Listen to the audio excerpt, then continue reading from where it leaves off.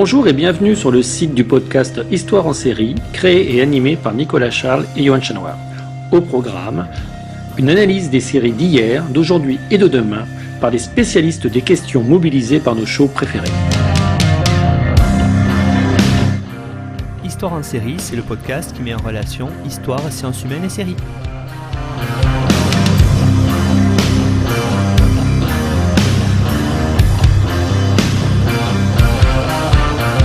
Bonjour à tous, bienvenue dans Histoire en série où je reçois aujourd'hui Gaëlle Debeau. Bonjour Gaëlle. Bonjour à tout le monde.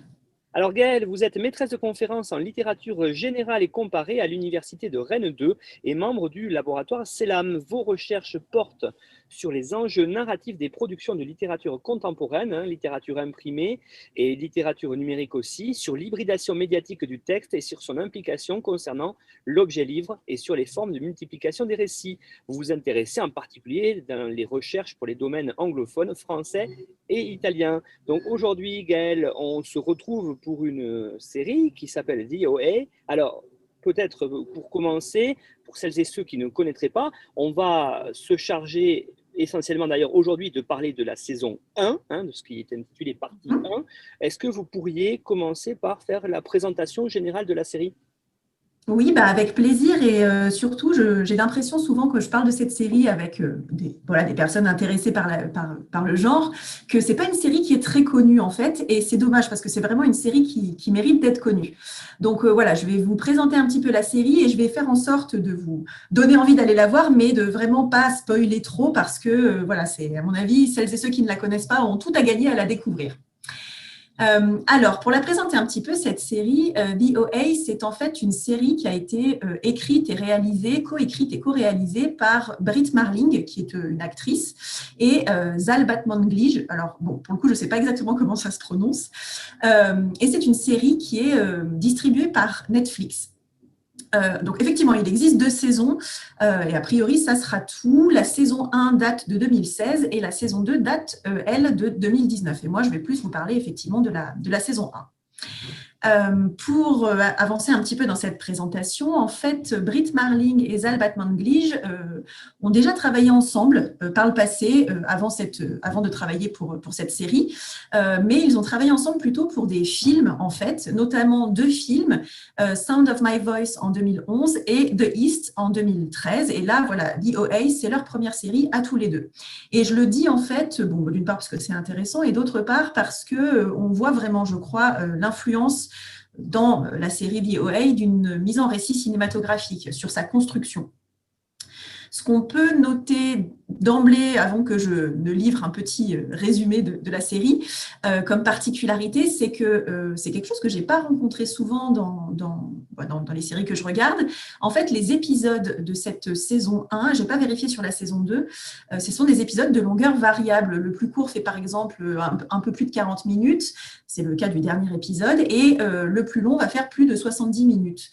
Ça c'est un élément qui me paraissait intéressant de noter pour commencer. Et puis, ce que je voulais dire aussi, c'est qu'on pouvait quasiment considérer ou penser chacune des saisons comme un seul long récit séquencé, un petit peu à la manière de la série Sense8 des sœurs Wachowski, qui est une série qu'on peut comparer d'un certain point de vue à VOA.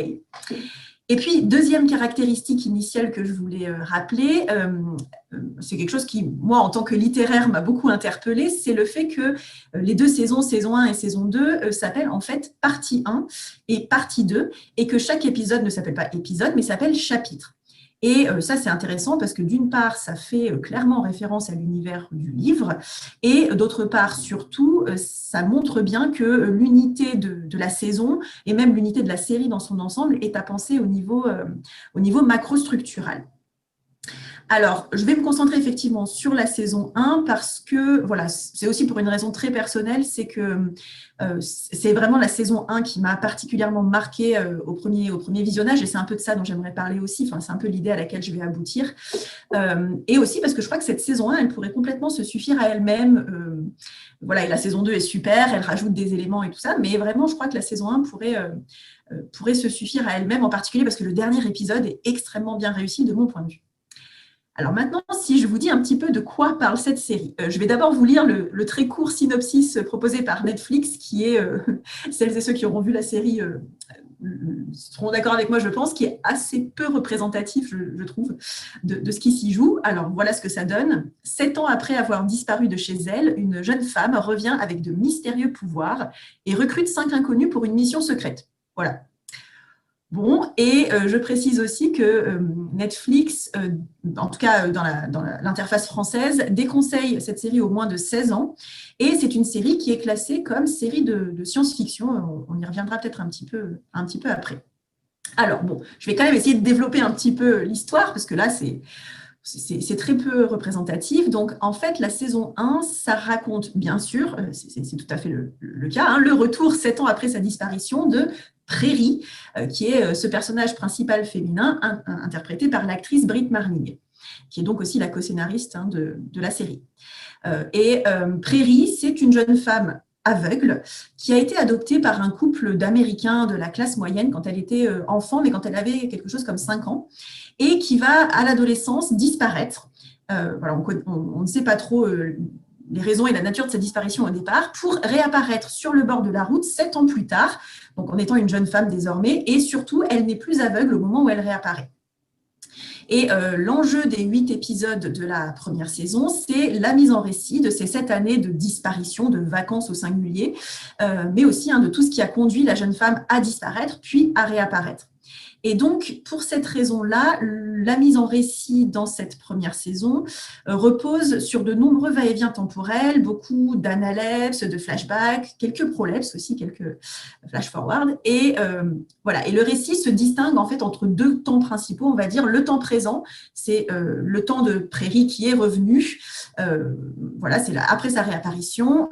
Et la question est de savoir comment lui faire raconter son histoire et à qui, en fait, elle va pouvoir raconter son histoire. Et donc, le récit de son histoire, c'est le temps passé et c'est ce deuxième temps qui vient s'inscrire dans le temps présent.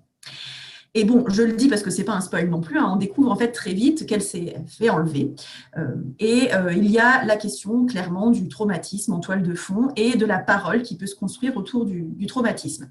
À partir de ça, Prairie va raconter son histoire à un groupe de 5 personnages, c'est ce que le synopsis disait déjà, 5 personnages qu'on pourrait désigner par l'étiquette de freaks. Enfin, c'est des 5 personnages un peu bizarres, un peu à la marge. Vous avez Betty, BBA, qui est cette prof un peu pataude, un peu perdue dans sa propre vie. Vous avez aussi Steve, qui est un jeune homme à la limite de la déscolarisation, et puis qui est violent avec les autres et surtout avec lui-même. Vous avez Alfonso, qui est un jeune homme de famille modeste qui mise tout sur sa réussite scolaire et au sein de l'équipe de sport de son lycée pour obtenir une bourse, malgré sa mère qui est à la fois démissionnaire et alcoolique.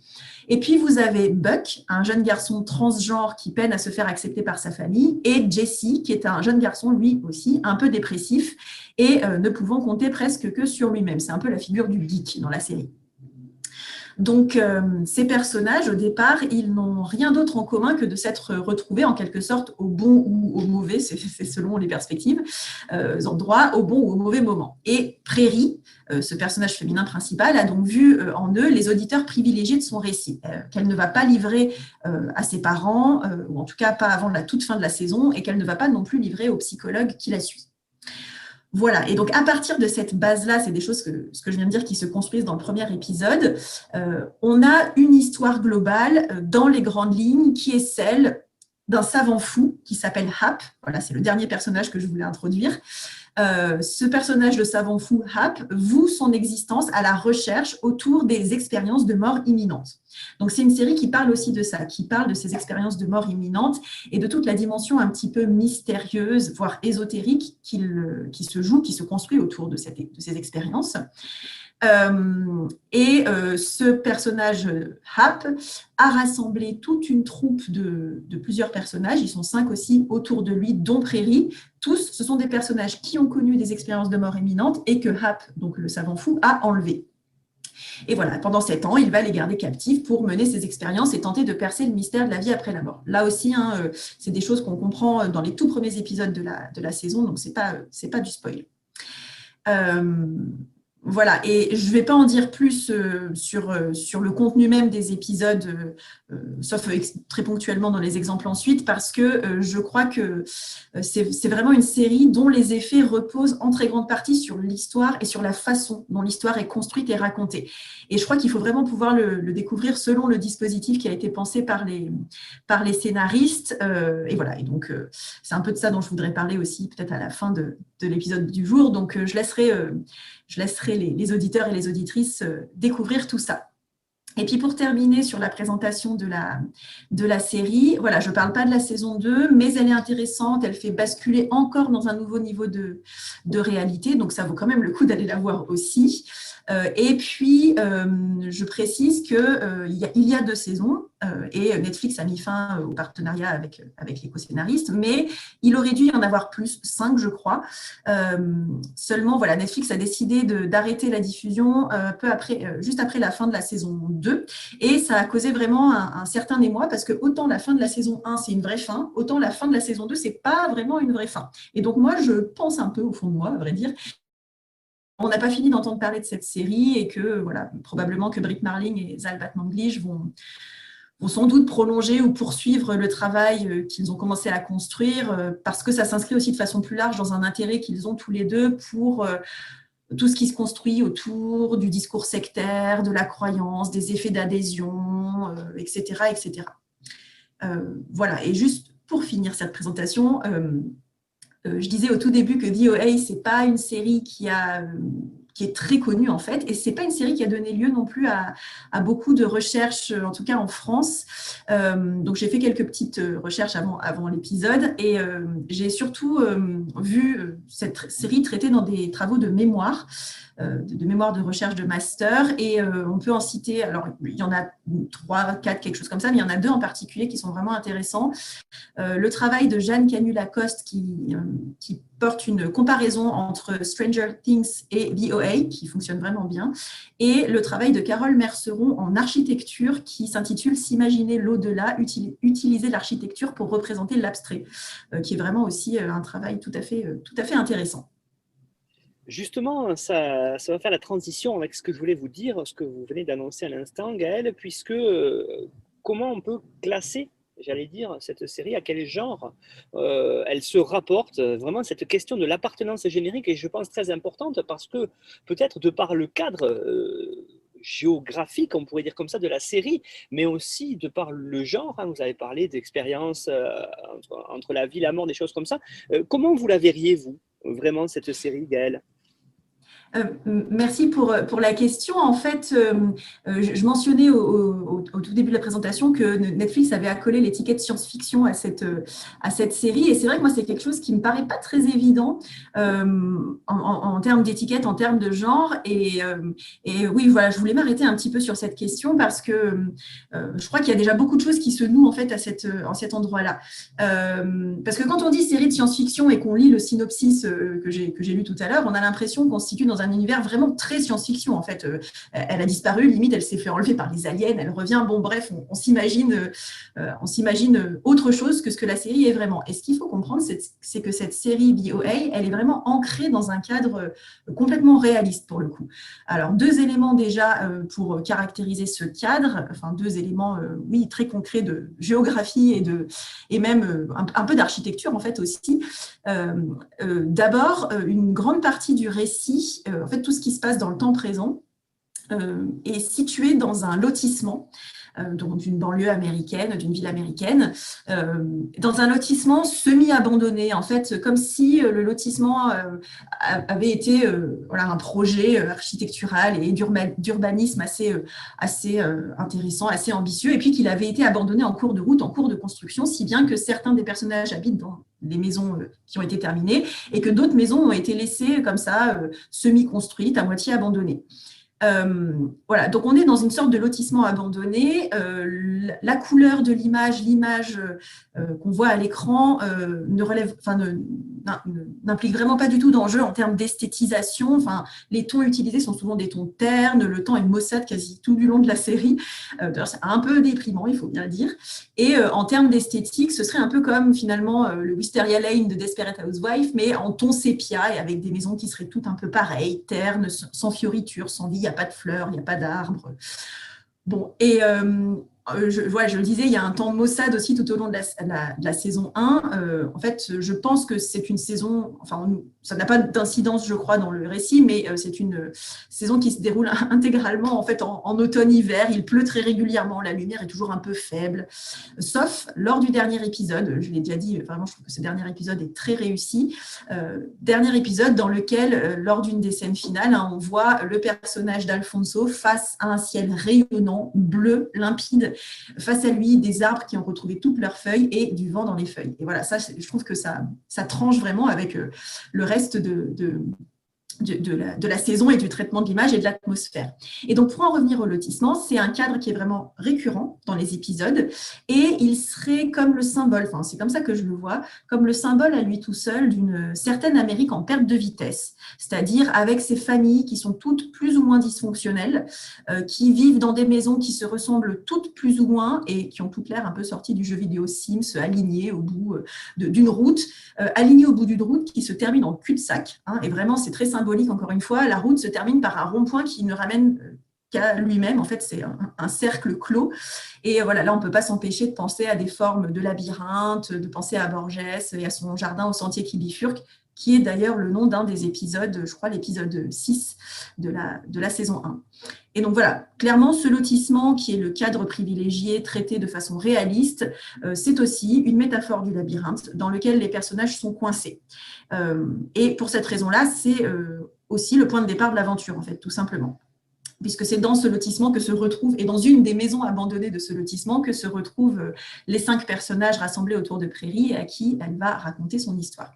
Deuxième élément de cadre réaliste qu'on peut avoir, c'est aussi le lycée américain. Alors là, je ne développe pas, mais clairement, on est vraiment loin des représentations à la High School Musical ou à Riverdale, par exemple. On est dans un traitement, là aussi, extrêmement réaliste de ce cadre-là.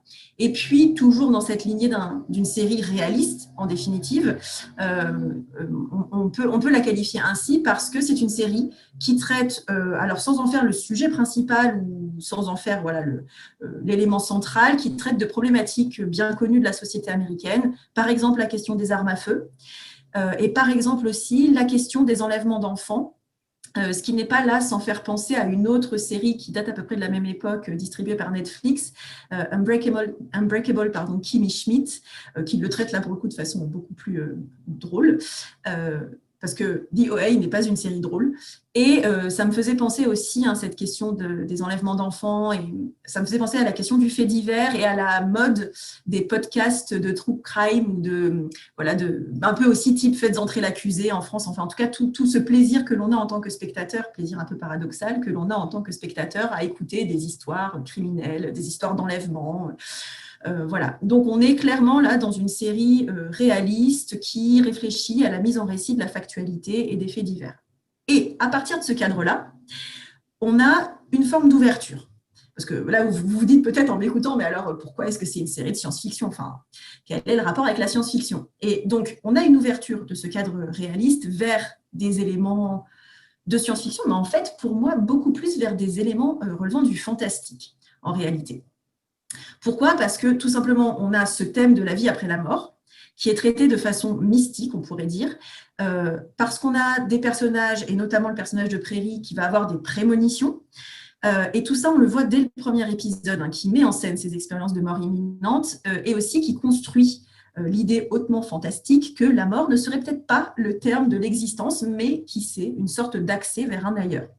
Et voilà, moi je pensais en bonne littéraire, si on veut, à l'étiquette du fantastique, tout simplement parce que ça correspond vraiment bien à au sens que lui a donné Tzvetan Todorov dans la tradition théorique française, c'est-à-dire une hésitation prolongée entre l'explication rationnelle et scientifique de ce qu'on voit à l'écran. Et d'ailleurs, la série met en scène la science, ses protocoles de véridiction, et puis l'explication surnaturelle. Et cette hésitation, à mon avis, elle persiste vraiment jusqu'à la fin de la saison 1, et c'est une des choses qui fait tout l'intérêt de cette série pour moi. Et puis, voilà, dès le premier épisode aussi, hein, on comprend que ces éléments fantastiques se cristallise complètement autour du personnage de Prairie. C'est elle vraiment qui incarne le mystère, c'est autour d'elle que se noue l'intrigue, beaucoup plus en fait que autour de sa disparition et de sa réapparition. Ce qui fascine, ce qui intrigue et ce qu'on ne comprend pas, c'est le personnage de Prairie. Parce que par le pouvoir de son regard, de ses mots, elle semble exercer voilà, une sorte de puissance un peu surnaturelle sur les autres, pouvoir qu'elle exerce surtout dans le but d'apaiser des situations difficiles. Et voilà, et donc on voit tout ça dès le premier épisode. Et alors, juste pour terminer sur le fantastique, et puis après je vais parler un tout petit peu de la science-fiction, ce qu'il faut noter, et qui est un élément très intéressant, je trouve, c'est que ces éléments du fantastique, ils semblent, dans la majeure partie de la série, concentrés principalement dans les analepses, dans les flashbacks, qui sont racontés par Prairie, c'est-à-dire en fait dans le récit enchâssé. Et ça, c'est un dispositif qui va vraiment maintenir l'hésitation fantastique, parce qu'en fait, on ne nous montre pas à l'écran sans filtre ce qui serait vrai ou ce qui serait faux, mais on nous montre le personnage de Prairie en train de raconter sa propre vérité. Si bien que toute la question, ce n'est pas de savoir est-ce que c'est vrai ou est-ce que c'est faux, mais est-ce qu'on lui fait confiance ou non. Voilà, donc tout ça, pour moi, ça relève du fantastique. Après, il y a bien sûr des éléments de science-fiction quand même. Et c'est en fait peut-être tout simplement les éléments les plus saillants, mais qui sont des éléments de surface, je trouve. Donc, du côté de la science-fiction, on peut effectivement placer tout ce qui relève des expériences scientifiques, leur mise en scène, les décors associés, la machine, les découvertes scientifiques du fameux savant fou dont je parlais tout à l'heure, cette idée de prouver l'existence d'un ou de plusieurs univers, la question du multivers, du post-humain, enfin voilà, tout ça, ça fait signe en quelque sorte vers la science-fiction. Et puis, ce qui oriente aussi vers une lecture un peu plus science-fictionnelle de la série, c'est ce parallèle qu'on peut faire entre VOA et Stranger Things, qui date aussi de 2016, comme je l'ai dit. Voilà, et notamment, un des deux mémoires dont je parlais tout à l'heure voilà, construit cette comparaison de façon assez précise. Et donc, effectivement, on peut complètement comparer le personnage de Prairie et le personnage de Eleven, deux éléments en particulier, de trope, en fait. Le trope du nez qui saigne lorsqu'il y a un élément, un moment surnaturel qui se passe.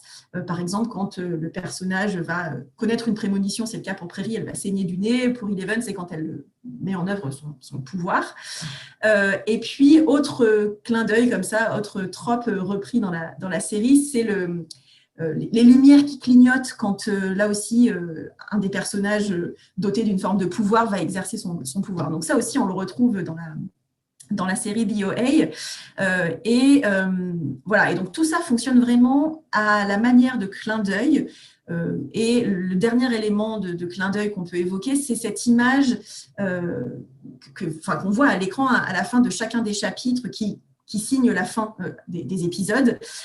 C'est une image qui dessine le O et le A de VOA comme un cercle et un triangle sous la forme un peu d'une sorte d'éclipse solaire, d'éclipse de lune. Et là, ça renvoie clairement à l'image de l'univers. Ça m'a fait penser aussi au générique de X-Files, pardon.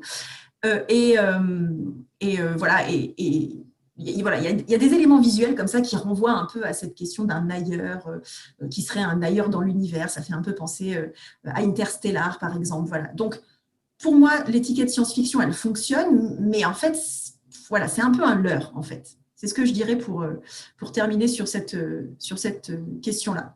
Et je pense que s'arrêter à l'étiquette science-fiction, c'est un peu contre-productif pour comprendre la série.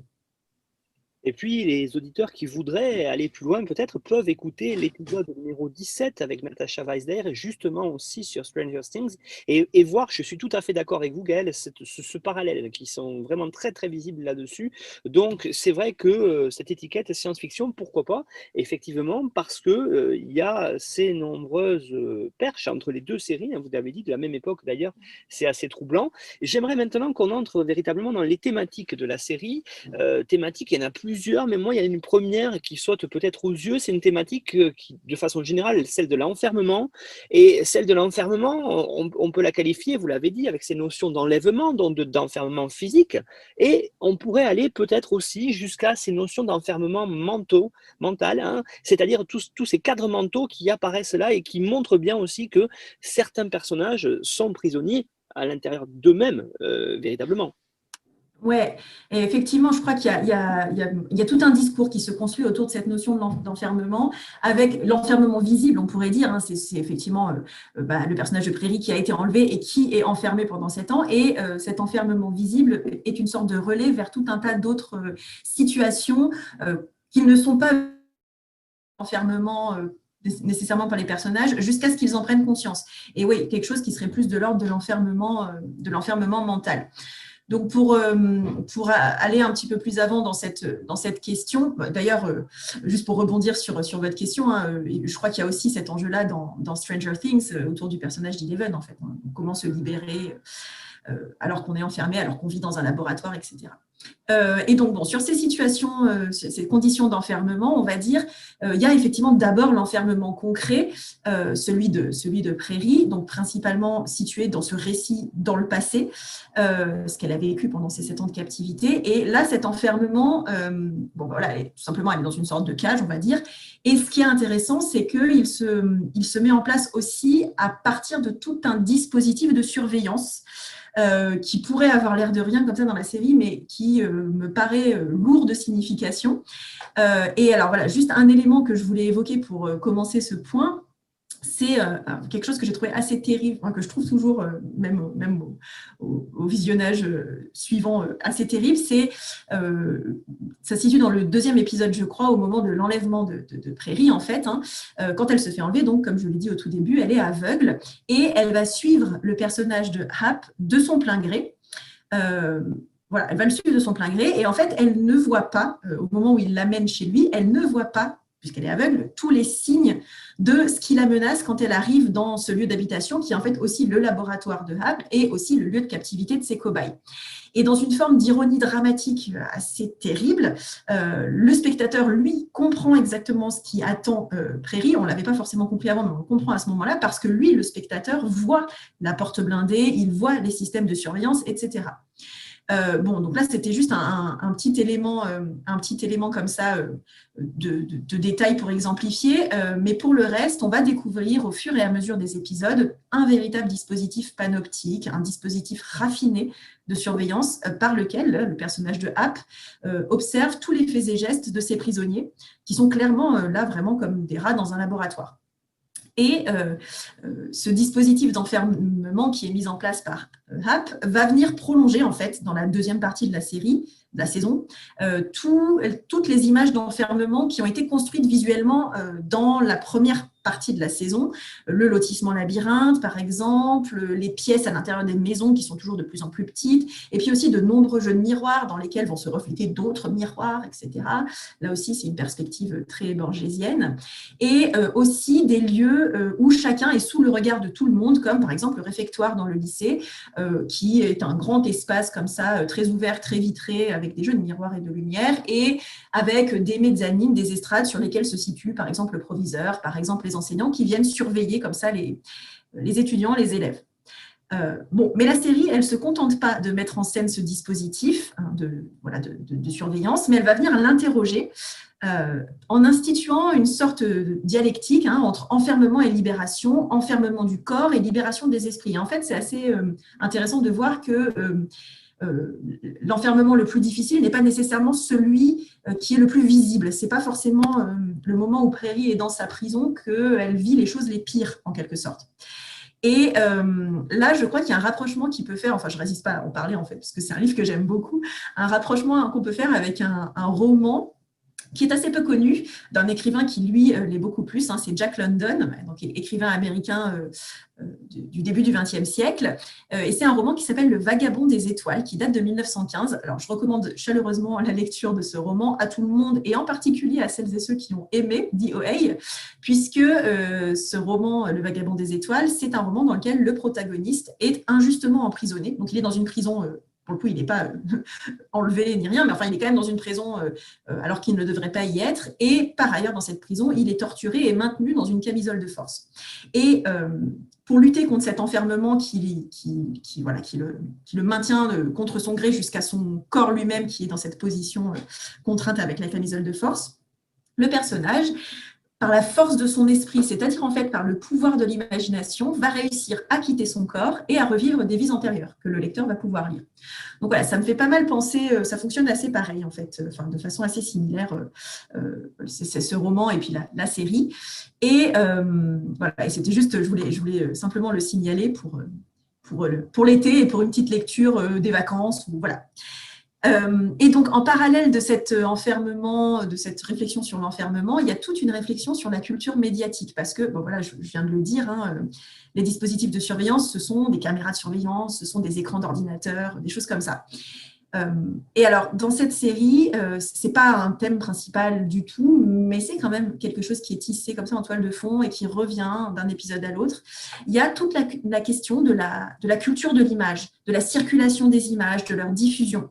Et voilà, Prairie, qui réapparaît au bout de 7 ans, évidemment, c'est un phénomène qui va fasciner les foules, qui va fasciner les journalistes. Et donc, on va voir à plusieurs moments de la saison des scènes dans lesquelles voilà, Prairie est poursuivie par des hordes de journalistes, ou alors, par exemple, dans l'épisode 7, quand elle se retrouve au restaurant avec ses parents et qu'elle est interrompue par quelqu'un qui veut prendre un selfie avec elle et qui s'imagine tout un tas de choses sur ce qu'elle a vécu pendant ces années d'enlèvement. Et donc, il y a quelque chose qui se construit comme ça autour de cette culture de l'image et de l'écran et des écrans dans laquelle on se trouverait aujourd'hui. Et on peut même considérer, je crois, que la série tient un discours critique, en fait, sur le régime de la série télé lui-même.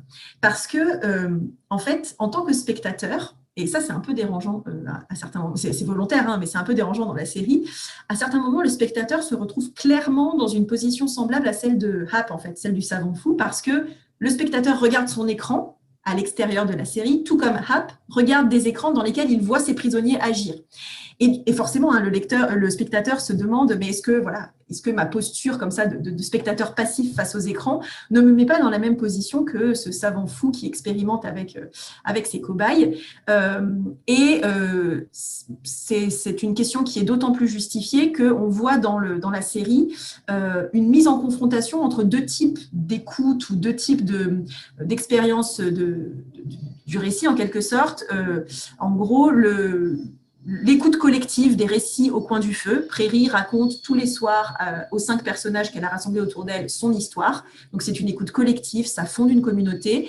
Et de l'autre côté, la contemplation solitaire est très déprimante, en fait, à laquelle va se livrer le personnage de Hap quand il regarde le groupe de ses cobayes de loin et par l'intermédiaire d'un écran. Donc, je crois que là, on a clairement quelque chose qui relève d'une mise en abîme du dispositif sériel et qui n'est pas sans faire réfléchir le spectateur. Et puis, pour aller un petit peu plus loin sur ce point, je crois que cette réflexion, qui repose clairement sur un système de réduplication et de mise en abîme, on regarde notre écran et dans notre écran, on voit un personnage qui regarde un écran. Cette réflexion, c'est ce qui ouvre la voie à la lecture méta, en quelque sorte, de la série, dont je reparlerai peut-être tout à l'heure. C'est aussi ce qui permet de postuler vraiment une efficacité du récit de Prairie au-delà du simple univers de fiction. Elle parle à des gens et nous, on la regarde parler à des gens et ça a un effet sur nous aussi. À ce titre, il est intéressant de remarquer que cette série a généré, comme beaucoup d'autres, toute une communauté de fans. Ces fans ont réalisé depuis la saison 1 plusieurs flash mobs, tout simplement parce que un des enjeux de la série, c'est la recomposition d'une chorégraphie qui aurait une sorte de pouvoir libérateur. Bon, ça, je ne détaille pas. Ces fans de la série ont notamment réalisé plusieurs flash mobs en 2019, au moment où Netflix a annoncé avoir abandonné la série. Ils ont réalisé plusieurs flash mobs en pensant reproduire dans le monde réel, dans notre monde réel, ce qui se jouait dans la fiction. Donc, il y a comme ça des effets de bascule d'un niveau à l'autre de réalité qui vont jusqu'à contaminer le réel en quelque sorte. Et puis voilà, pour terminer sur ce point de la question de l'enfermement, on a aussi des effets d'enfermement qui se jouent au niveau psychique. En fait, on a une réflexion autour de ce qu'on pourrait appeler les prisons mentales. Et en fait, tout un travail qui est quelque chose que moi j'aimerais beaucoup prolonger, j'aimerais beaucoup continuer à y réfléchir à titre personnel, c'est tout ce travail que mènent Brit Marling et Zalbat Manglij autour des mécanismes sectaires. En gros, qu'est-ce qui se passe pour que certaines personnes se mettent à adhérer à des discours sectaires et à faire communauté autour de ça et à ne pas voir l'enfermement dans lequel ils se plongent. Et en fait, ce qui est vraiment intéressant dans la série BOA et puis aussi dans les autres productions de Brit Marling et Zalbat Manglish, c'est que le discours qui est tenu sur ces dispositifs sectaires, leurs mécanismes, est un discours de la nuance, de la déconstruction, si on veut aussi, parce que je crois qu'ils sont tous les deux très fascinés par ces mécanismes. Et donc, à la fois, ils les analysent, ils les décortiquent et ils essayent un peu de s'en servir sur le spectateur. Bon, voilà, on pourrait se poser la question de la portée éthique peut-être de cette façon de faire, mais moi, je crois qu'il y a vraiment de ça dans cette série. Et ça me fait penser à un roman récent de Lola Lafont qui s'appelle « Merci Mary Patty », un roman de 2017 voilà, qui traite un peu de ces sujets-là aussi. En tout cas, donc, dans ces prisons mentales et dans ces mécanismes sectaires, il y a vraiment toute une réflexion sur ce que ça veut dire que croire. On a dans cette série des personnages qui veulent croire, qui veulent adhérer à des récits. Et tous ces personnages, ce sont des personnages en quête de transcendance, avec cette idée qu'il manquerait quelque chose à leur vie. C'est cette transcendance. On ne peut pas tellement définir autrement, une sorte d'aspiration vers un sens supérieur, plus voilà, surplombant. Bon. Et cette transcendance, ce serait la voie de la libération. Et dans cette perspective, on va avoir une confrontation entre deux personnages, le personnage de Prairie et le personnage de Hap. Parce que tous les deux, à leur façon, ce sont des figures de leaders, et de leaders charismatiques, même on pourrait dire. Hein. Les acteurs en eux-mêmes ont un rôle important à jouer dans cette perspective. Ce sont deux acteurs très forts, enfin, je trouve très efficaces en tout cas. Et vous avez d'un côté donc, cette figure de Hap, donc le fameux savant fou, hein, qui va séduire intellectuellement Prairie, qui va lui offrir des réponses à un moment où elle en a besoin, c'est-à-dire à un moment où elle croit pouvoir rejoindre son père adoptif. Et voilà, c'est pas son père adoptif qu'elle va retrouver, mais son père biologique, pardon. C'est pas son père biologique qu'elle va retrouver, mais qu'elle va trouver, mais Hap. Et voilà, et on voit clairement comment se construit une emprise. Comment un personnage va pouvoir déterminer une faiblesse chez un autre personnage et va l'exploiter pour capturer la personne. Donc, Prairie et Hap, en quelque sorte, sont deux facettes d'un même pouvoir charismatique, deux figures de la séduction qui vont séduire par l'usage des mots, par l'usage des histoires qu'ils racontent. Et alors, pour le personnage de Prairie, pour le coup, ce serait un leader positif, si on veut,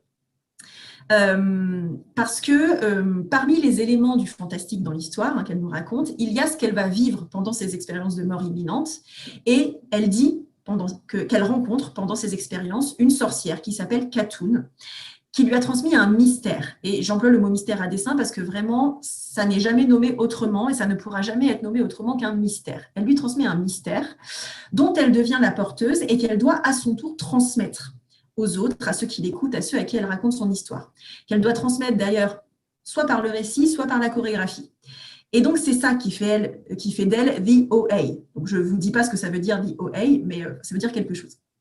Voilà. Et là, dans tout ça, on retrouve clairement tout un imaginaire ou une tessiture, je ne sais pas trop comment le dire, renvoyant à la chrétienté, en fait. Mais c'est, si vous voulez, la série entretient un dialogue avec l'imaginaire biblique, avec l'imaginaire de la chrétienté, mais de façon assez insituable, plutôt dans une forme de transcendance là aussi, hein, mais quand même, voilà, on a des échos à la Bible, on a des échos à la Divine Comédie de Dante, par exemple, on a des images dans l'épisode 5, il y a clairement un moment où on a une image du Christ descendu de la croix, enfin, voilà, il y a des choses comme ça qui font écho de façon très très claire à l'imaginaire biblique, et puis l'ensemble est quand même diffusé de façon sous-jacente à l'ensemble des épisodes, et ça construit comme ça un peu cette transcendance et cette toile de fond en quelque sorte. Donc en fait, Prairie, c'est ce personnage détenteur d'un mystère qu'elle doit transmettre pour le bien de l'humanité, et c'est ça qui fait d'elle un peu cette figure de leader positif pour le coup. Donc juste pour terminer sur cette question, vous voyez peut-être dans ce que je viens de dire que j'ai parlé de mystère, j'ai dit qu'elle devait transmettre un message, mais on ne sait pas trop ce dont il s'agit. En fait, on ne sait pas trop ce dont il s'agit, même à la fin de la saison 1, parce qu'il y a une dimension clairement très symbolique, voire hermétique dans cette série, dans la saison 1, dans la saison 2 aussi, qui se présente un peu comme un défi à la compréhension du spectateur et qui le plonge dans une sorte de vertige herméneutique. Parce qu'en fait, quand on regarde cette série, on a la sensation qu'il y a quelque chose à interpréter, qu'il y a un sens qui s'offre à nous, mais qui se dérobe aussi à nous. Et voilà, en tant que spectateur, on entre comme ça dans une sorte de vertige du déchiffrement des signes, ce qui contribue à développer notre adhésion à l'univers de fiction. Voilà, il y a vraiment cette idée qu'il y a quelque chose à déchiffrer au-delà des apparences et qu'on veut y croire aussi. Voilà, et ça c'est intéressant parce que ça montre aussi comment le lecteur va accepter lui-même de peut-être s'enfermer dans cet univers fictionnel, enfin, en tout cas va accepter de s'y plonger et même va y trouver son compte en fait. Tout à l'heure, Gaël, vous avez employé un mot qui m'a interpellé parce qu'on en a déjà parlé dans Histoire en série, notamment avec Hélène Machinal, hein, sur son livre sur les figures du post-humain. Voilà, j'aimerais qu'on revienne sur cette figure-là du post-humain à travers cette série, en regardant le personnage, vous l'avez dit, hein, justement, de Hap, le savant fou, et en essayant de voir quel est le discours de la série sur la science, notamment. Qu'est-ce que vous pouvez nous dire sur cette thématique-là, Gaël? Alors oui, j'ai eu l'opportunité de croiser il y a peu de temps Hélène Machinal à Rennes 2 dans le cadre d'un séminaire qu'on a organisé. Et voilà, elle était venue faire une présentation justement de son ouvrage post-humain en série, Les détectives du futur. Alors, présentation absolument passionnante. Et voilà, moi j'avais été surprise justement de ne pas trouver DOA dans son travail, parce qu'elle parle de tout un tas de séries qui ont des échos avec DOA. Et donc, je lui ai posé la question et elle m'a dit que tout simplement, quand elle avait préparé ce livre-là, DOA venait juste de sortir, enfin en tout cas, voilà, elle n'avait pas pu la visionner complètement et travailler dessus, mais que bien sûr, ça l'intéressait énormément et qu'elle aussi, elle voyait plein d'échos avec ce qu'elle avait déjà pu traiter. Et on s'est même dit que ce serait super de faire une journée d'études autour de la série et du post-humain. Donc bref, affaire à suivre. Donc ce que je vais dire là, je vais peut-être pas développer énormément en fait, mais oui, clairement, ça se situe complètement dans la lignée des travaux d'Hélène Machinal et tout simplement parce que il me semble que c'est une série qui parle du post-humain à travers cette figure de Hap, effectivement, figure du savant fou. Alors, figure du savant fou, je ne l'ai pas tellement dit jusque-là, mais là aussi, qui est traitée de façon assez réaliste, en fait, c'est-à-dire que c'est pas, vous voyez, c'est pas le professeur Tournesol, complètement loufoque, etc. Voilà, c'est la figure, en quelque sorte, d'un chercheur qui excéderait les limites éthiques de son travail de recherche. Voilà, on n'est pas dans le cliché du savant fou, mais on est dans une figure comme ça qui serait un peu emportée au-delà des limites acceptables de ce qu'on peut faire quand on mène des expérimentations scientifiques et notamment quand on mène des expérimentations sur le vivant.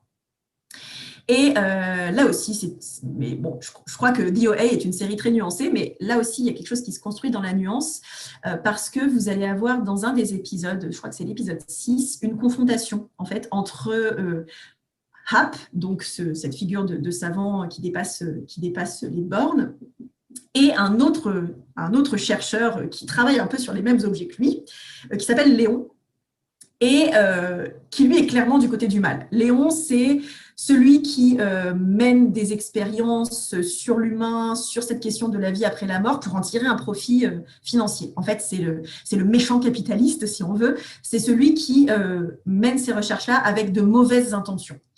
Tandis que Hap, c'est celui qui mène aussi des recherches sur ces objets-là, qui dépasse vraiment les bornes, enfin clairement, c'est un criminel, mais qu'il le fait parce qu'il cherche à savoir pour savoir. Ce qui le motive, ce n'est pas l'appât du gain, c'est la curiosité. Et par exemple, dans l'épisode 4, un Prairie va dire de ce personnage de Hap, « He is not insane, he is obsessed ». Il n'est pas fou, il est simplement obsédé par ce sur quoi il travaille. Et donc, tout ça, ça pose la question, je crois, du monstre, de la figure du monstre et de l'éventuelle empathie du spectateur pour le monstre. Alors, cette empathie, elle est construite aussi par ce que je disais précédemment, c'est-à-dire le fait que le spectateur se retrouve à certains moments dans la même posture que Hap vis-à-vis du reste des personnages. Bon.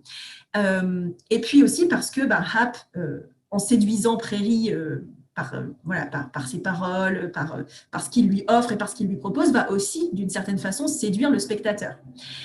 Et puis aussi et surtout parce qu'on voit souvent Hap dans des postures de solitude. Voilà, c'est un personnage qui est seul, c'est un personnage qui paraît souffrir, et on pourrait aller, puisque c'est déjà une métaphore que j'ai utilisée, on pourrait aller jusqu'à le comparer à la figure du Minotaure, par exemple, du Minotaure qui serait prisonnier de son propre labyrinthe. Voilà, donc tout ça pose des questions morales ou éthiques extrêmement intéressantes. Bon, je ne rentre pas trop dans les détails, mais en fait, en gros, derrière, il y a un peu l'idée que tout est toujours plus compliqué que ce qu'on croit. Et surtout, je crois que tout ça est réagencé, contrebalancé, remis en mouvement par la saison 2. Et vraiment par le premier épisode de la saison 2 qui est à voir aussi dans la continuité de la saison 1. Et alors, pour finir un peu sur cette question du post-humain et sur ces discours en fait autour de la science qui se construisent dans la série, en fait, c'est intéressant de voir que c'est une série. On a parlé de l'étiquette science-fiction, donc c'est une série qui, de ce point de vue, peut être un peu science-fictionnelle, mais surtout parce qu'en fait, elle cherche à montrer ce qui, dans notre monde d'aujourd'hui, relève déjà plus ou moins de la science-fiction ou ressemble à des éléments de science-fiction. Par exemple, les expérimentations scientifiques auxquelles se livre HAP reposent sur l'usage d'outils, de machines qui existent dans notre monde. Ce sont pas des sabres laser, enfin bon, de toute façon, ce n'est pas une série de guerre, mais voilà, ce sont des outils, des objets qui existent dans notre monde, des scaphandres par exemple, des ordinateurs avec des claviers à grosses touches. Enfin voilà, c'est des choses qui existent dans notre monde. Il n'y a pas quelque chose de très haute technologie, si on veut. Et il se sert de ça pour produire des expériences scientifiques qui portent sur cette question de ce qu'il y a après la mort, mais à partir de ces expériences de mort imminente qui sont des choses documentées dans notre monde à nous, que des gens disent avoir vécu et voilà, et qui restent assez fascinantes en soi. Voilà, donc ça c'est quelque chose qui est assez intéressant. Et bon, du côté de cette société du post-humain, il y a aussi bien sûr toute la représentation visuelle de la machine, et puis il y a tout ce qui porte sur la question des voyages entre les univers et les multivers, enfin entre les univers, la question des multivers, la théorie des cordes. Et on peut placer dans cette perspective, j'ai déjà parlé d'Interstellar tout à l'heure, on peut placer VOA dans la lignée un peu des films de Christopher Nolan, même si, bon, à titre personnel, je trouve que VOA se tient bien mieux, théoriquement, on va dire, que Inception, par exemple, ou que Interstellar, du point de vue de la mise en intrigue, en tout cas. Voilà. Et alors, pour ce qui est du rapport à la science et des discours sur la science et les progrès, en fait, il me semble que c'est surtout un discours éthique qui est construit, c'est-à-dire qui vise à nous faire réfléchir sur ce que l'on peut faire, ce qu'il ne faudrait pas faire, là où il faudrait s'arrêter dans les expérimentations, est-ce qu'on peut s'autoriser, est-ce qu'on ne peut pas s'autoriser. Et ça m'a fait penser à un roman que j'aime beaucoup d'un auteur britannique qui s'appelle Kazuo Ishiguro, qui a eu le prix Nobel de littérature il y a quelques années de ça, qui s'appelle Auprès de moi toujours, ou Auprès de toi toujours, je me trompe, je ne sais plus, qui a été adapté au cinéma et qui raconte cette histoire qui porte sur l'histoire d'un monde qui serait le nôtre, mais dans lequel on aurait décidé de créer, enfin de faire naître et d'élever des êtres humains pour en faire des donneurs d'organes, c'est-à-dire en quelque sorte utiliser les possibles du développement in vitro des embryons et des avancées de la science pour, à côté des êtres humains nés naturellement, on va dire, élever des sortes de fermes dans lesquelles on ferait naître et grandir des êtres humains qui servent à donner leurs organes. Voilà, c'est des traitements de la science un petit peu similaires à partir de ce qu'on peut faire dans notre monde d'aujourd'hui, essayer de pousser ça à son terme pour voir quelles limites sont franchies et tenter d'y réfléchir. Et pour finir sur ce point, moi je crois que ce qui est intéressant aussi, c'est que l'ancrage entre fantastique et science-fiction de la série tend en fait à rapprocher la factualité des théories scientifiques qui ont cours aussi dans notre monde réel et la fictionnalité. Voilà, le fait que la vie après la mort, ça ouvre vers un espace où on peut dialoguer avec des gens, etc. Donc, ça tend à rapprocher aussi science et croyance. Et ça, ce n'est pas quelque chose d'anodin dans le contexte qu'on connaît, je crois, avec cette difficulté finalement parfois à faire la part des choses et cette idée qu'on va croire dans des discours surnaturels ou spirituels au même titre qu'on va croire en la science. Donc là, toute la question que pose la série, je crois, c'est est-ce qu'on peut encore faire confiance au discours scientifique et comment est-ce qu'on construit finalement la véridicité d'un discours scientifique. Et puis, Gaëlle, peut-être dernière thématique, en tout cas importante, celle de l'émancipation des héros, hein, à travers plusieurs notions, notamment résister, survivre, guérir. C'est des choses, vous avez commencé à en parler, on le voit hein, très très bien dans la série. Qu'est-ce qu'on peut dire là-dessus, principalement sur comment, sur le plan narratif, la série met cette thématique en avant?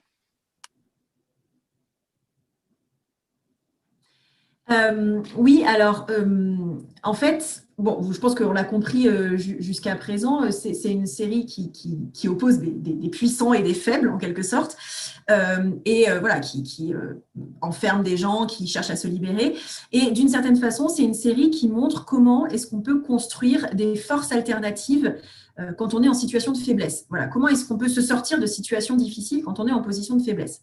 Et en fait, ce qui est intéressant, c'est que les personnages, donc Prairie notamment, et les 5 personnages qui sont réunis autour d'elle dans le temps présent du récit, sont tous des êtres, d'une façon ou d'une autre, souffrants.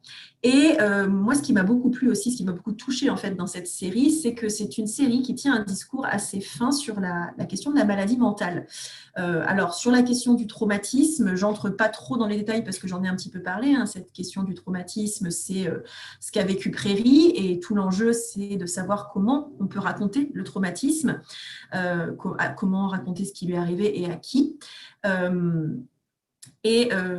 Aussi, autour de cette question du traumatisme, cette espèce de leitmotiv qui revient assez souvent dans les paroles de Prairie, c'est-à-dire comment être sûr pour Prairie que ce qu'elle a vécu est réel. Enfin, comment faire la part des choses entre ce qui a été vraiment vécu, ce dont le personnage se souvient et ce qui a été effacé ou modifié par le traumatisme, précisément. Parce que le traumatisme, c'est ce qui relève de l'indicible.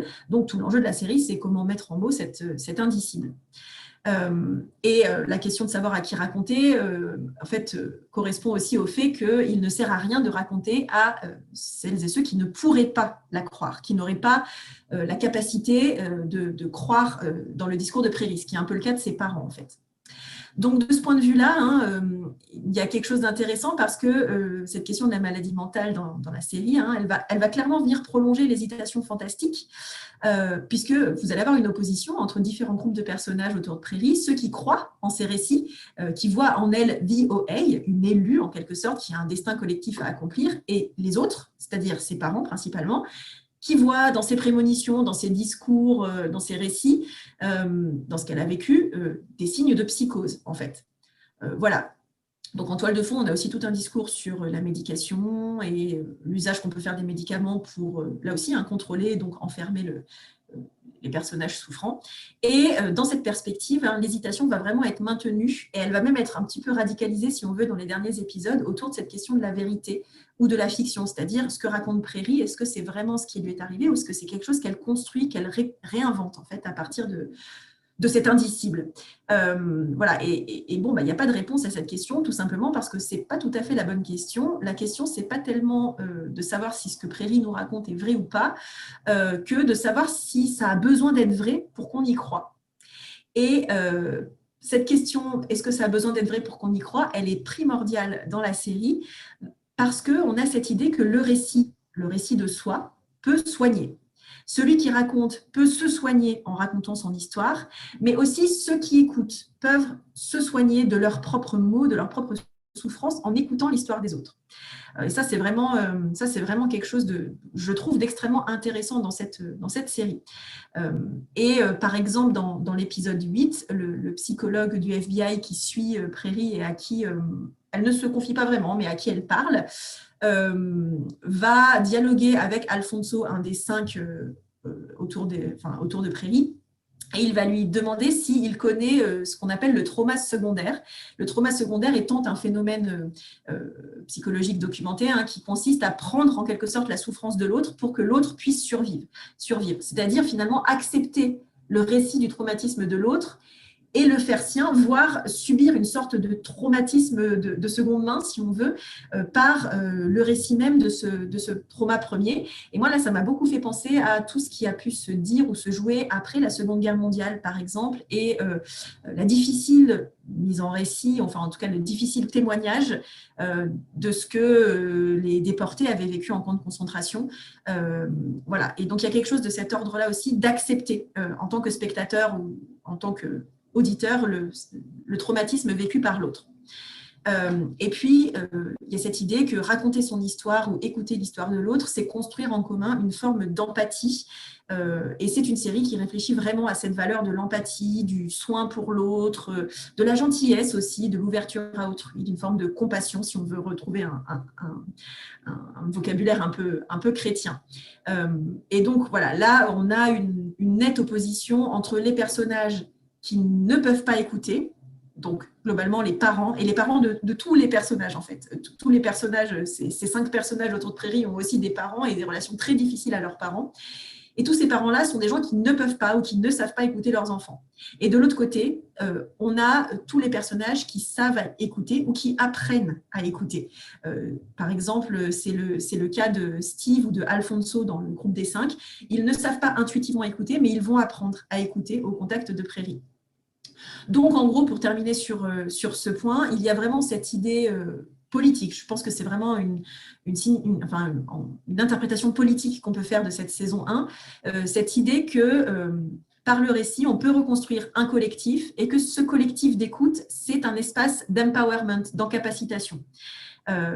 Voilà, et ce collectif reconstruit, choisi, s'oppose clairement au collectif ou aux communautés, on va dire, naturelles, entre guillemets, par exemple la famille. Et toutes les familles, je l'ai dit, sont dysfonctionnelles à divers degrés dans cette série. Voilà, donc finalement, faire collectif, c'est ce qui rassemble, et le récit permet de faire communauté, voilà, c'est une communauté qui enrichit.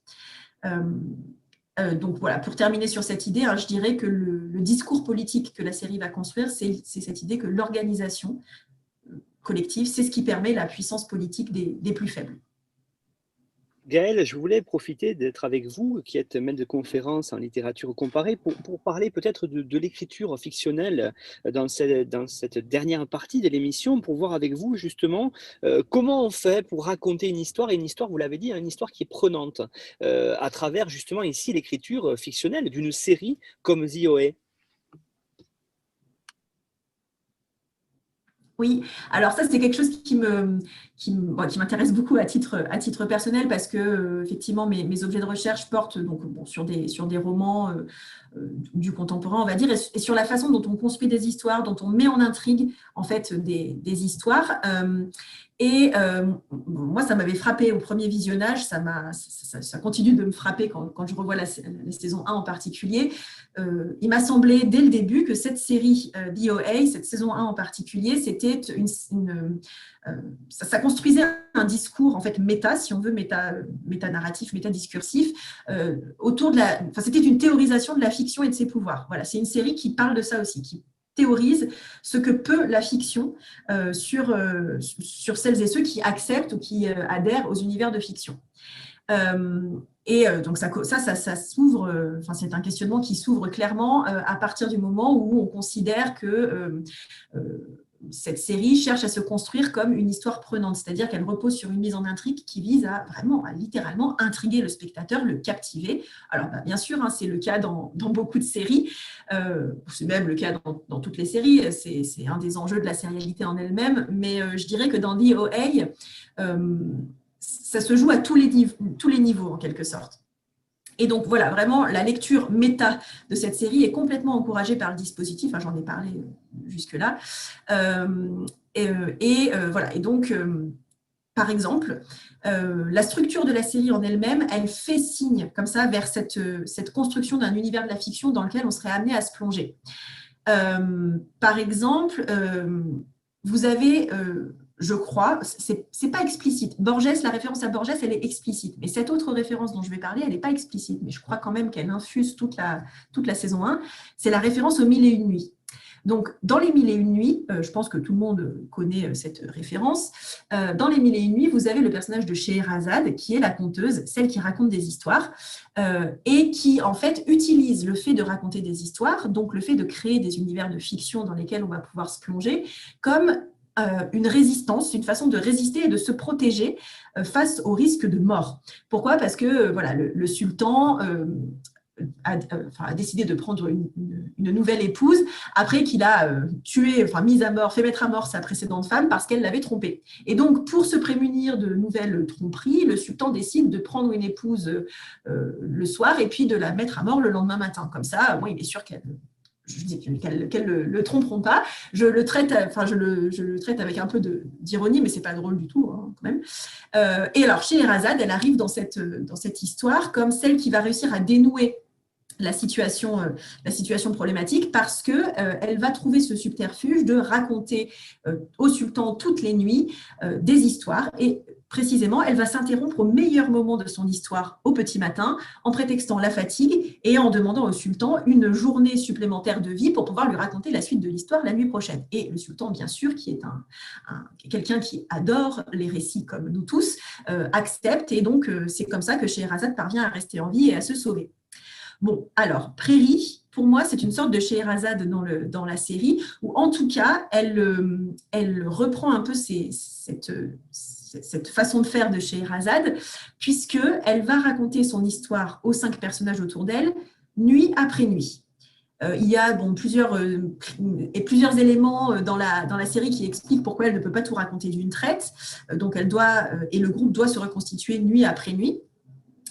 Et voilà, et ça vient rejouer cette tension entre interruption du récit et reprise de celui-ci la nuit suivante. Ça rappelle Les Mille et Une Nuits, ça rejoue bien sûr le principe sériel et donc les épisodes interrompus.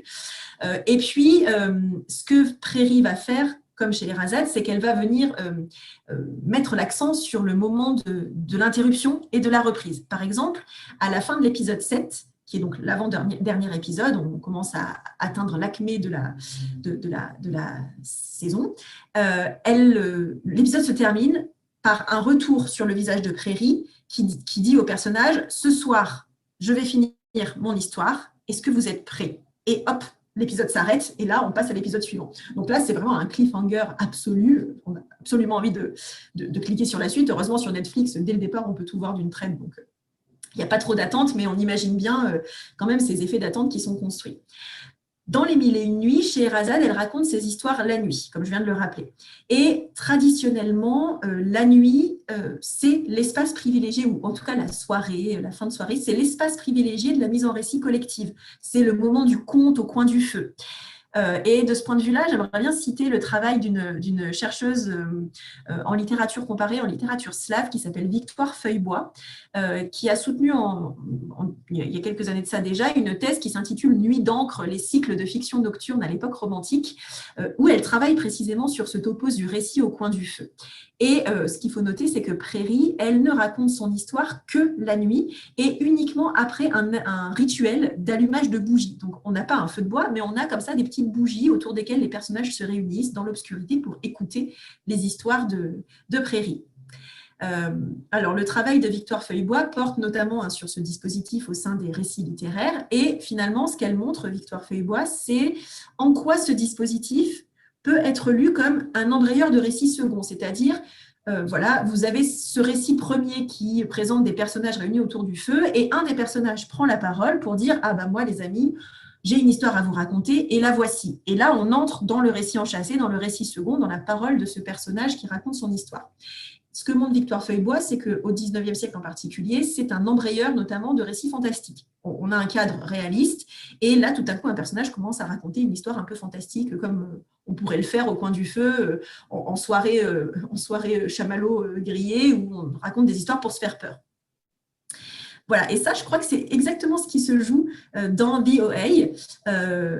Et j'irais même jusqu'à dire, en fait, que cette série réfléchit à l'enjeu du franchissement du seuil. Parce que s'immerger dans une fiction, se plonger dans une fiction, qu'on lise un livre ou qu'on regarde une série, c'est finalement accepter de se couper momentanément du monde extérieur pour se plonger par l'imagination à l'intérieur de ce nouvel univers de fiction qui nous est proposé. C'est ce que explique Jean-Marie Schaeffer, notamment dans son ouvrage « Pourquoi la fiction ?» Voilà, et je disais donc que The OA, c'est une série qui met en scène, interroge ce franchissement du seuil à plein de niveaux. Le franchissement du seuil, c'est le passage de la vie à la mort et comment ce passage-là peut se rejouer avec les expériences de mort imminente. Ce sont aussi les bascules incessantes entre le temps présent et le temps du passé, par le biais du récit de Prairie.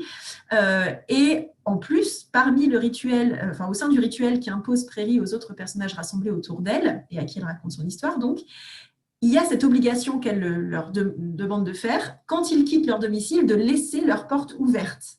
Et vraiment, la porte, c'est littéralement le seuil qui permet d'entrer dans la maison. Donc, on a cette idée d'ouvrir des portails, d'ouvrir des passages d'un univers à un autre, de notre réalité à la fiction, et d'essayer de réfléchir à ces va-et-vient entre ces espaces factuels et fictionnels, réels et fictionnels. Donc, Prairie, c'est la médiatrice par la mise en récit qu'elle livre, c'est elle qui permet de transiter d'un univers à un autre, du réel à la fiction, dans laquelle on va s'immerger.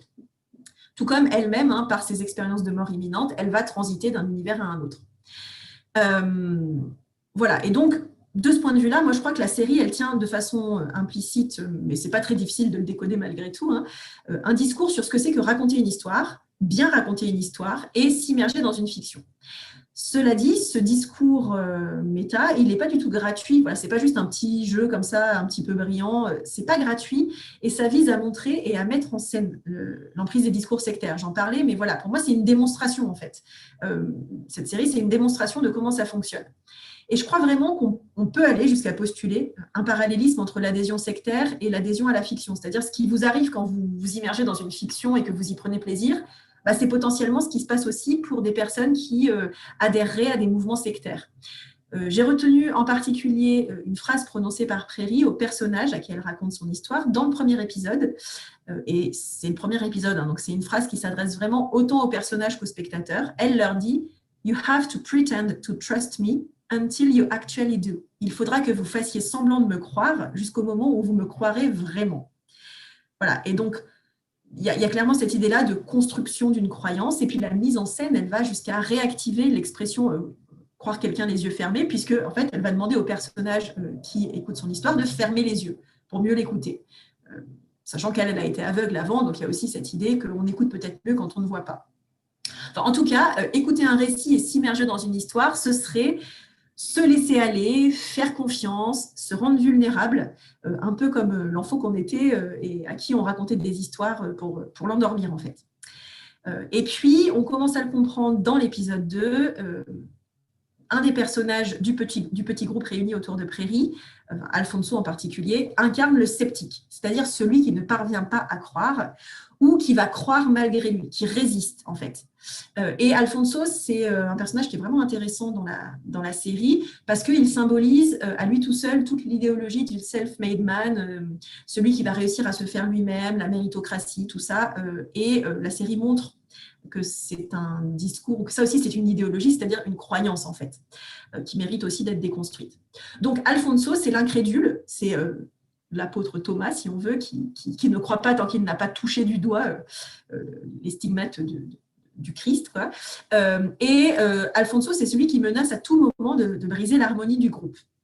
Et donc, cette comparaison entre l'adhésion à la fiction et l'adhésion sectaire, elle se situe pour ce personnage comme pour les autres dans l'idée que écouter et s'immerger dans le récit de Prairie, c'est finalement renoncer à une partie de soi, renoncer peut-être à ses rêves, voire renoncer à ce qu'on croyait être la vérité jusque-là, mais aussi renoncer à des choses qu'on aurait construites à l'avenir qui s'offre à Alfonso et auxquelles peut-être il doit renoncer pour le bien-être du groupe.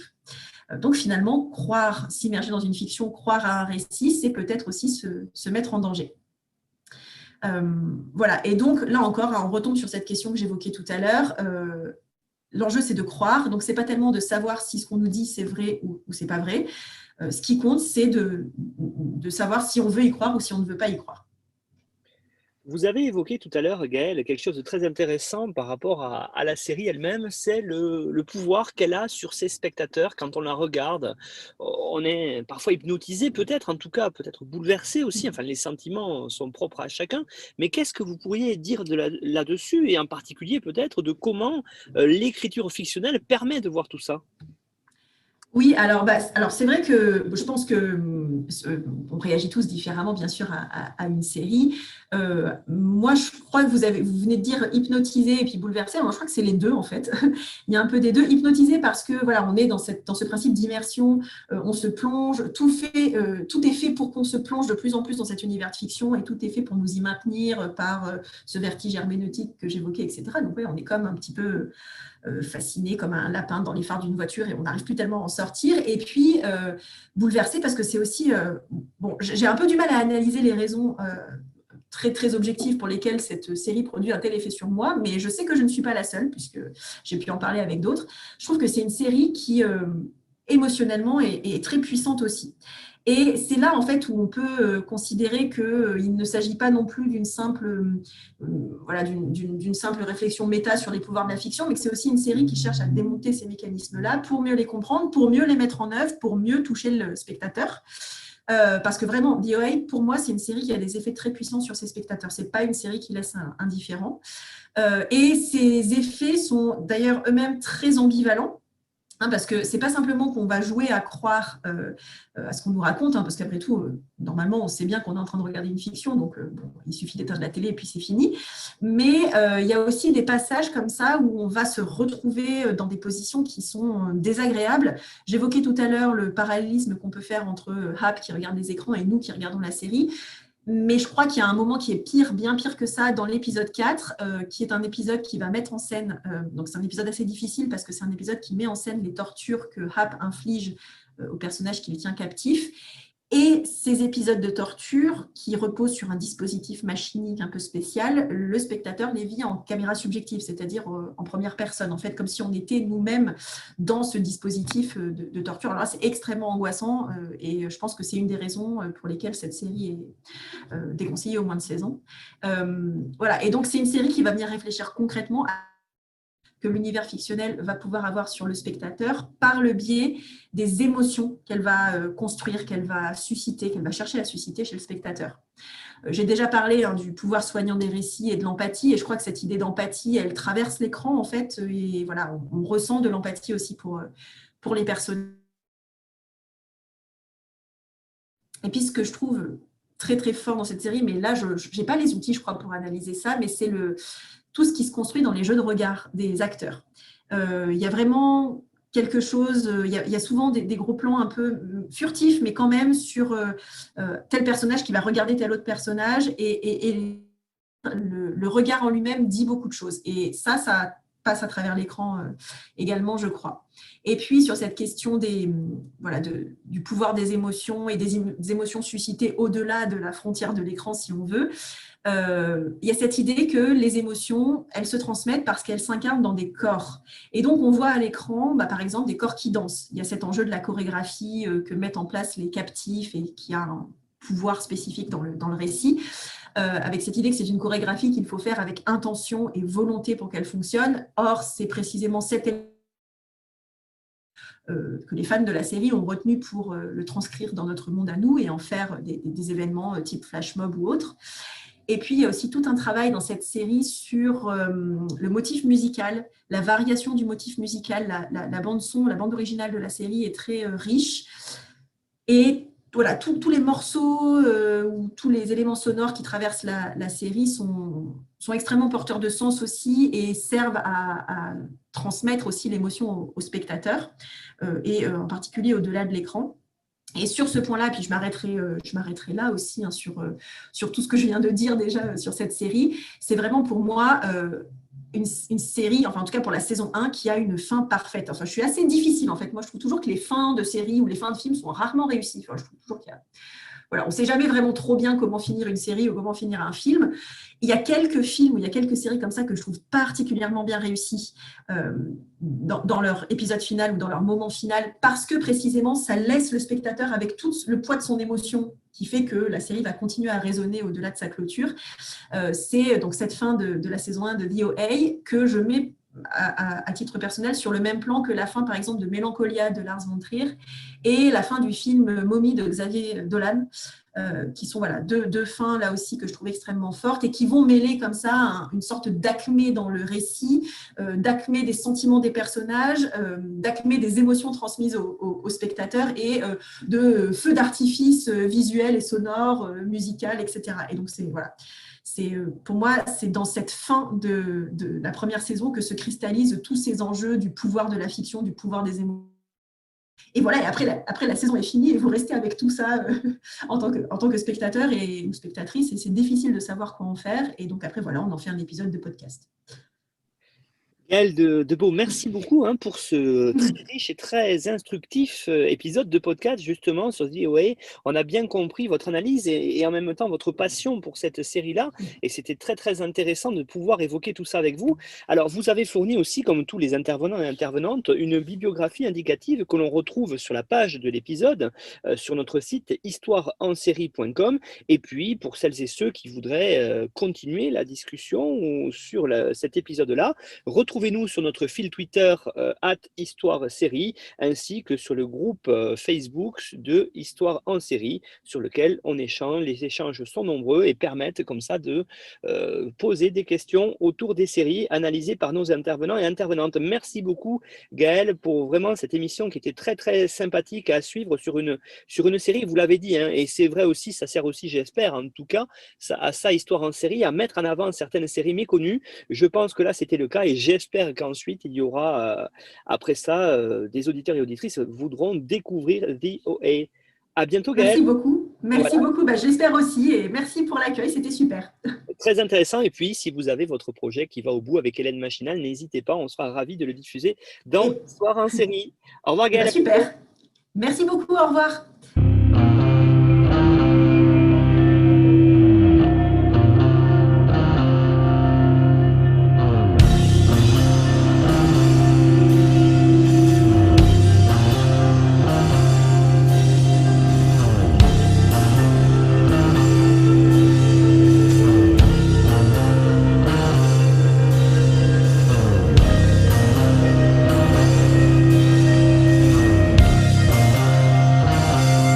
Retrouvez-nous sur Twitter @histoireensérie pour connaître le programme à venir ainsi que des conseils bibliographiques.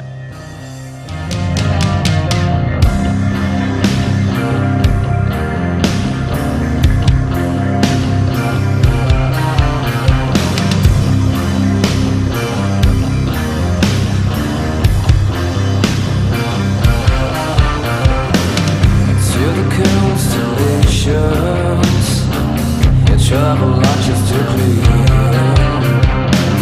Such a beautiful planet, populated by a stranger animals.